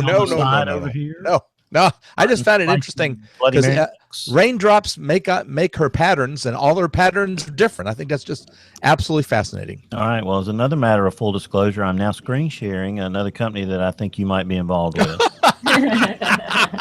That's awesome. That's really say that I know who those people are. Okay. All right. But Major it looks Peters, good, whatever. We're coming to your house for Sunday brunch. That's what we're doing. I'm screen sharing and I can't stop. So sorry about that. But anyway. It makes it more fun. Yeah. So anyway, well, thank you, Brian. Rick Smith, your pick of the week. Okay. Brian loves me when I do this, but I have a pick and a half. My head's going to explode. My real pick is something related to fire weather. Our office has developed a tool that we can use satellite data. And even before GOES 16, we were doing this, where we can identify hotspots or potential wildfires on satellite or radar.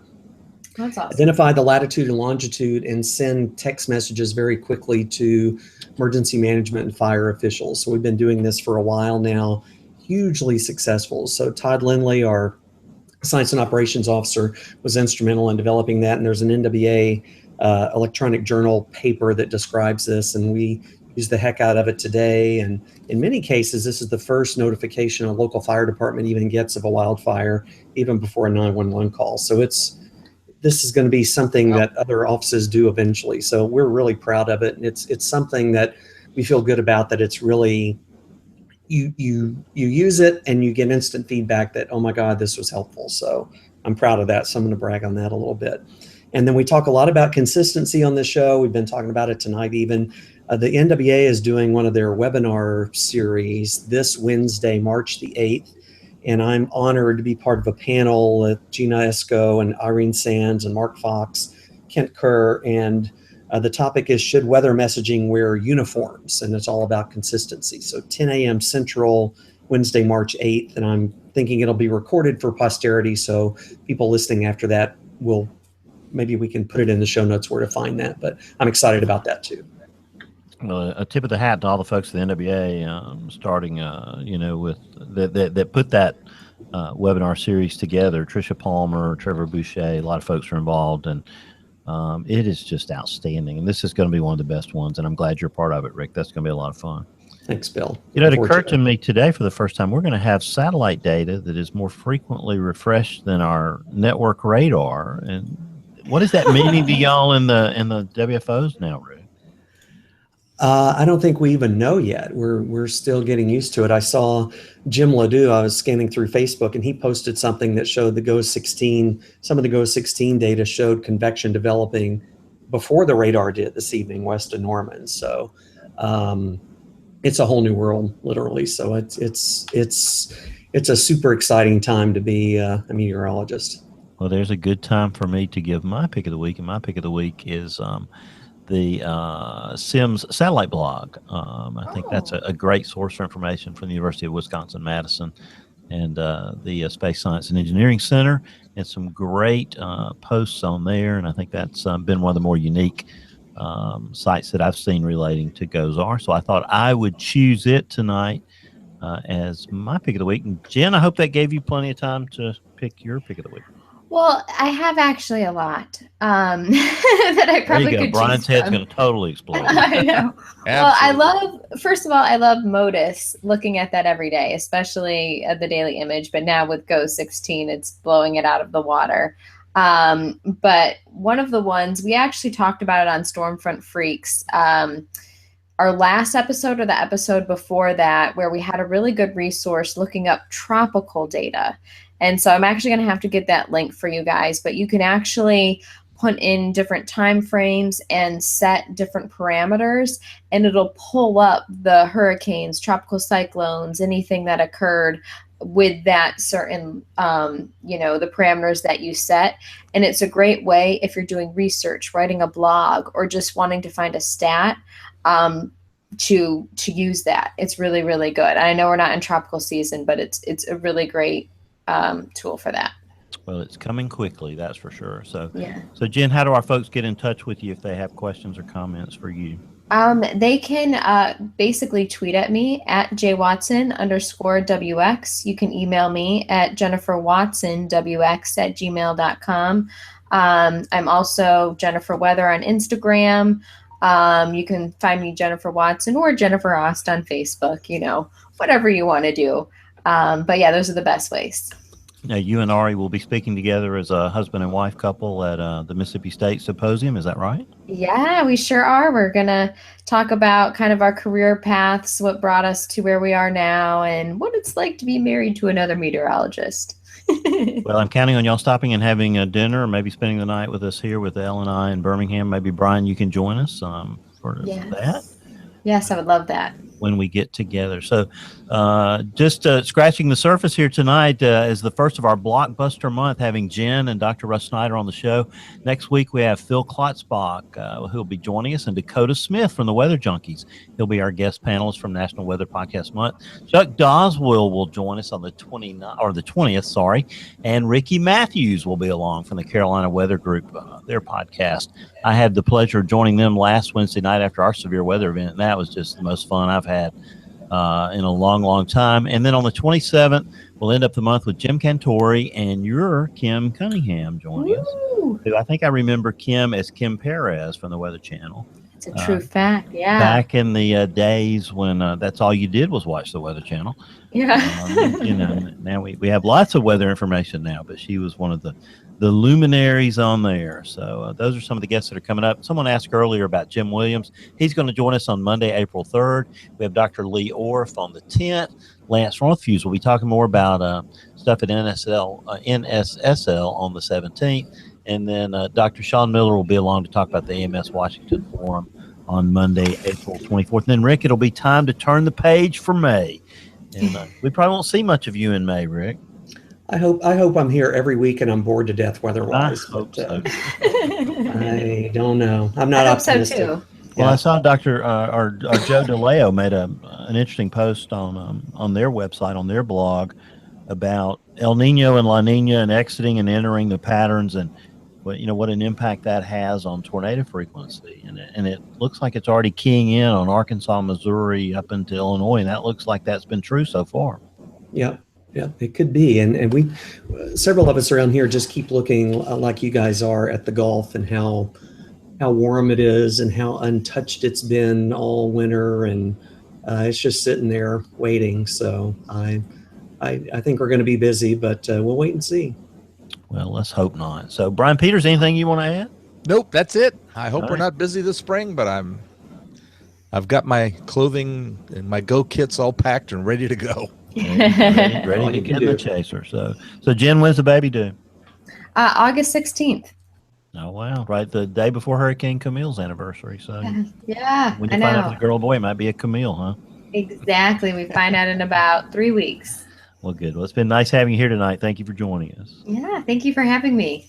All right. Well, WeatherBrains is the weekly netcast that's all about weather. We used to be able to say we were the best netcast that was about weather, but now we're just one of a bunch. So that's why we're having still the best. Okay. Well, we'll keep telling ourselves that, Brian. Thank you. We're the oldest.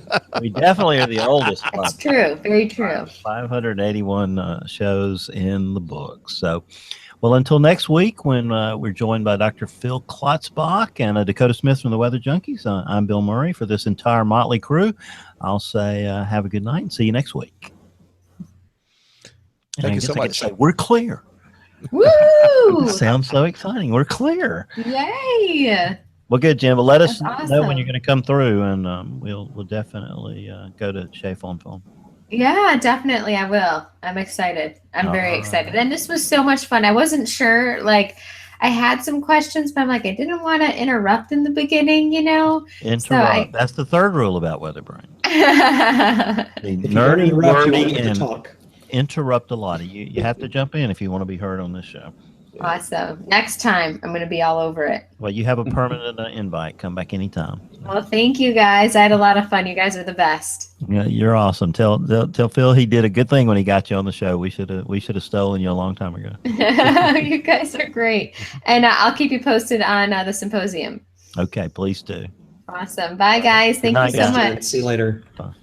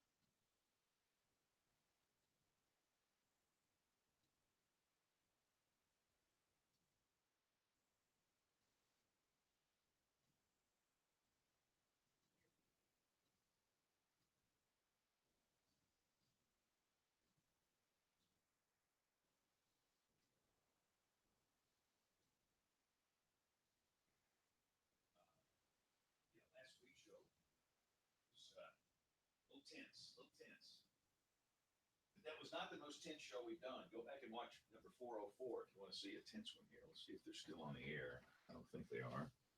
No, they're gone. What's always freaking me out down here is there's 16 people watching this.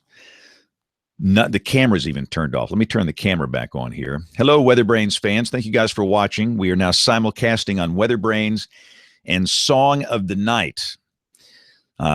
Great having Dr. Schneider on the show tonight from Norman, director of the SPC, and just fantastic. So we will see you guys on WeatherBrains next Monday night. And one note, again, I'm plugging my Chicago events. This Friday night, I'll be at the Chicago local chapter of the American Meteorological Society. And then Saturday, I'll be at the DuPage Advanced Severe Weather Seminar. Weather permitting, if we don't have snow in Chicago and if we don't have severe weather down here in the Deep South. So if you're up in Chicagoland, come see me. We'll see you guys next week. Have a great week. God bless. Bye-bye.